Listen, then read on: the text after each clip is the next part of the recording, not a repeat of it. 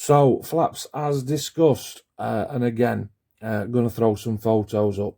I'm sort of recording all these videos one after other, just so that I'm, knocking on.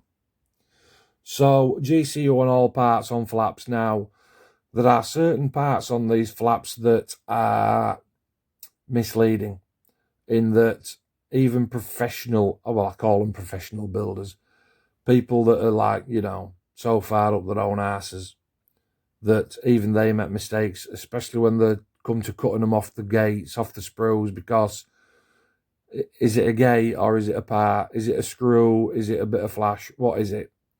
So you've just got to be really, really careful when you are removing flaps from the sprues. How to assemble. Obviously, there's a port side and a starboard side, and I do have a bit of a chuckle with some lads that I chat to, because I call it passenger side and driver's side, because I don't fly tornadoes or drive a car.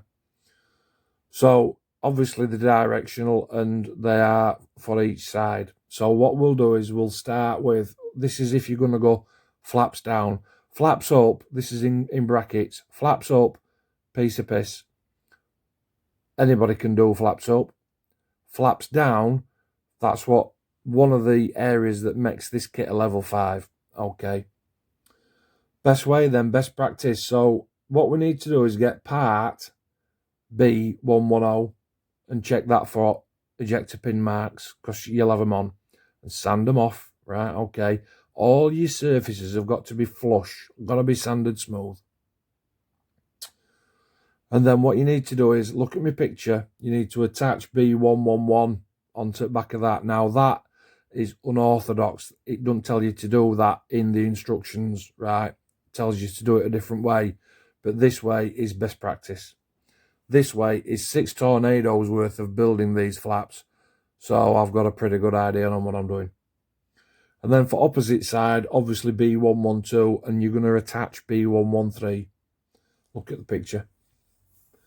Now, when you cut those off the sprues, they've got a tendency to snap, because they are so, not brittle, they're just so flimsy, I suppose, if you will. But don't worry about it.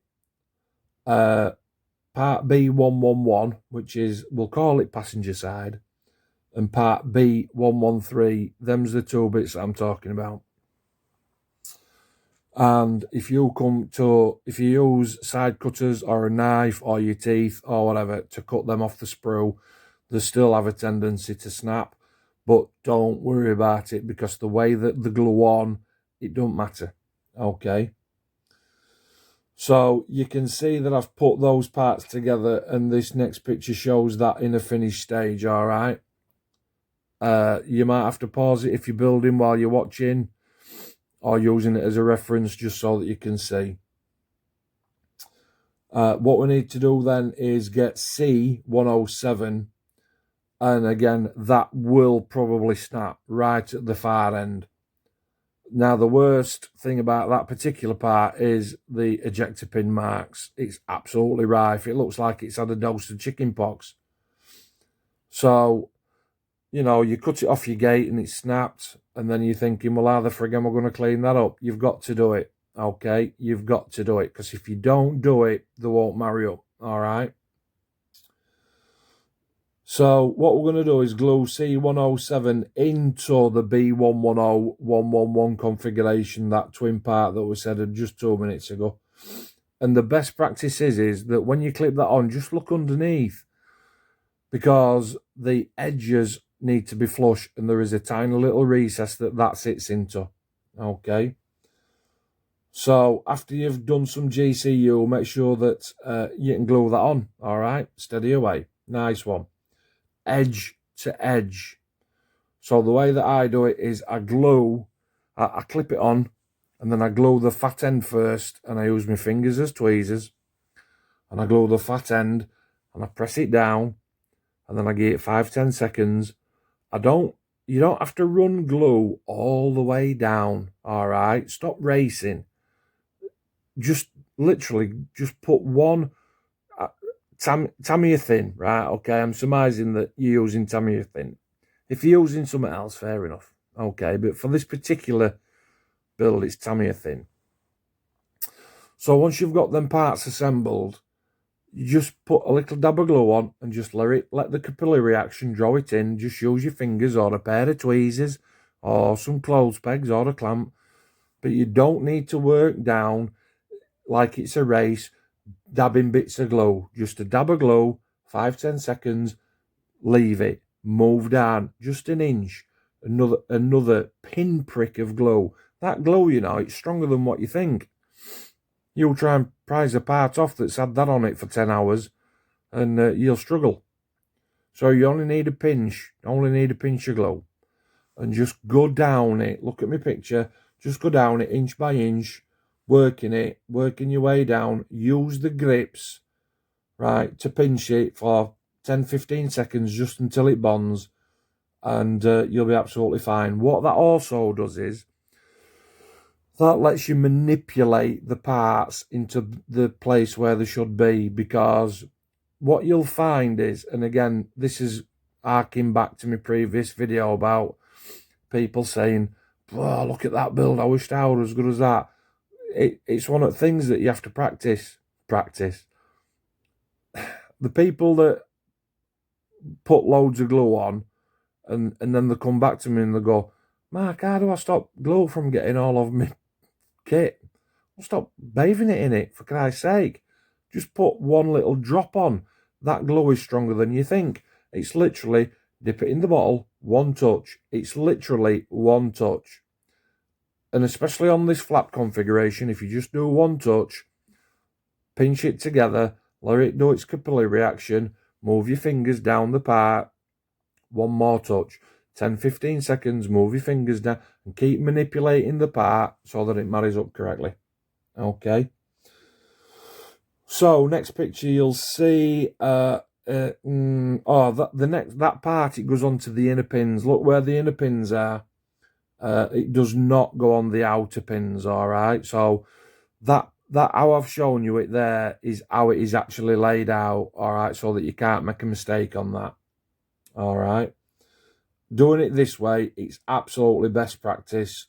It gets your bits to line up properly, and off you go. You're not trying to be some kind of finger contortionist where you need to go and shout your ass and say, can you hold me this? You can do it, all right, if you do it this way. And again, I've glued it from thick end.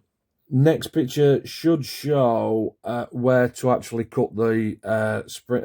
What are the? I think they're the springs off, and how to attach them on.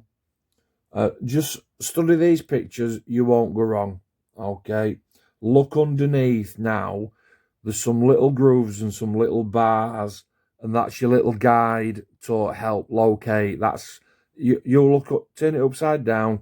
You should be able to see the tiny little recesses and the tiny little pins, and as long as they marry up, you're absolutely good to go. Excuse me. And then we've got the finished piece. That's how it looks. Just have a look at that. And then if I flip it upside down, that's how it looks from underneath. So you can see all that, look, smooth surface on that side. And if I just flip it over, there you go. So that is then the view from on top. Okay, so that covers flaps. Now, slow down. Mark, you're rushing. You've got a pause button. Okay, so you can use that.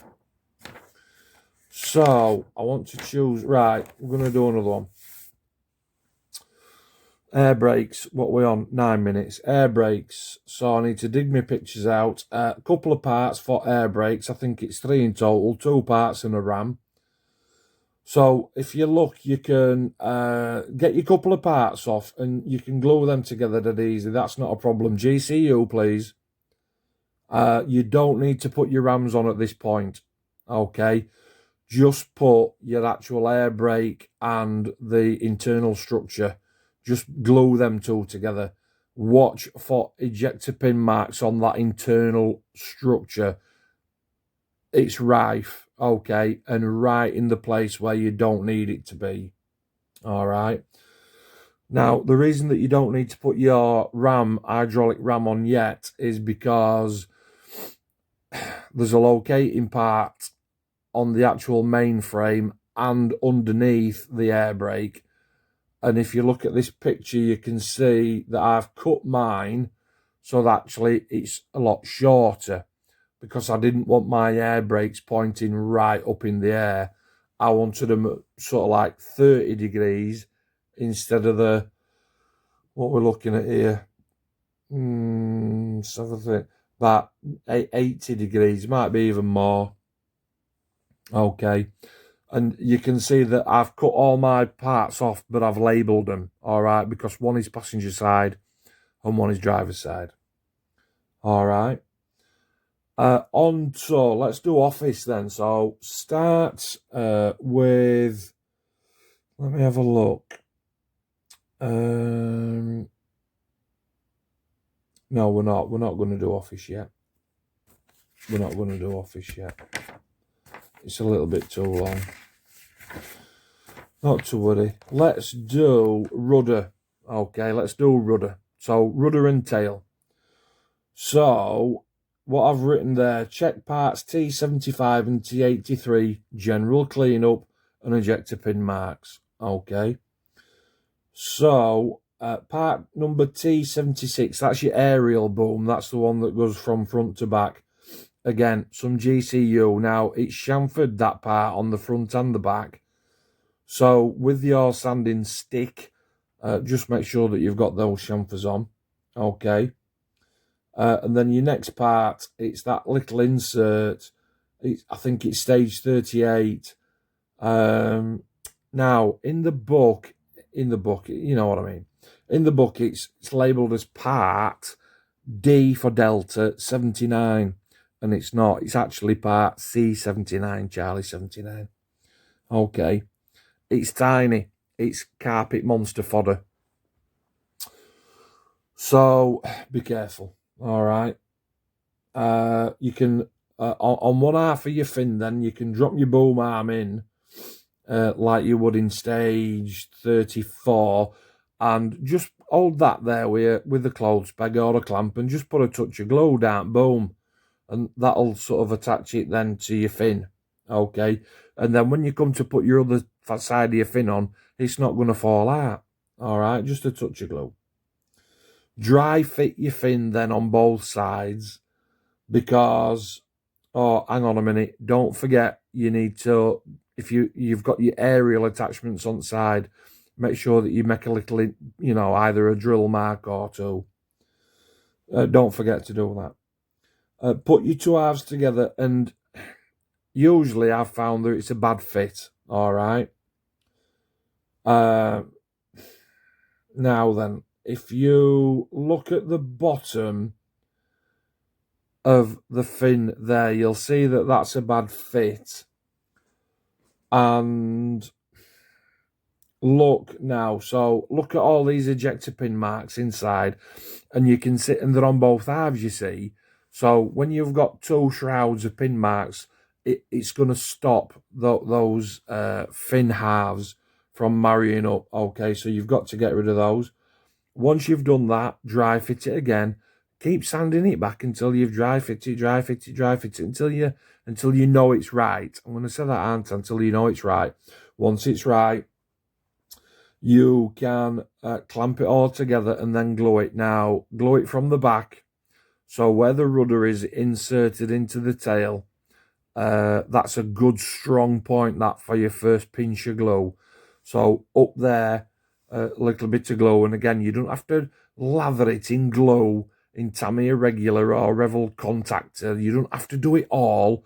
Just do it an inch by inch. And what you need to do is start at the back and work your way up the top, across the top, down the front, towards that front end. When you get to that front end, you can turn it upside down, and you can actually, obviously, put a little bit of glue in from the inside. Okay.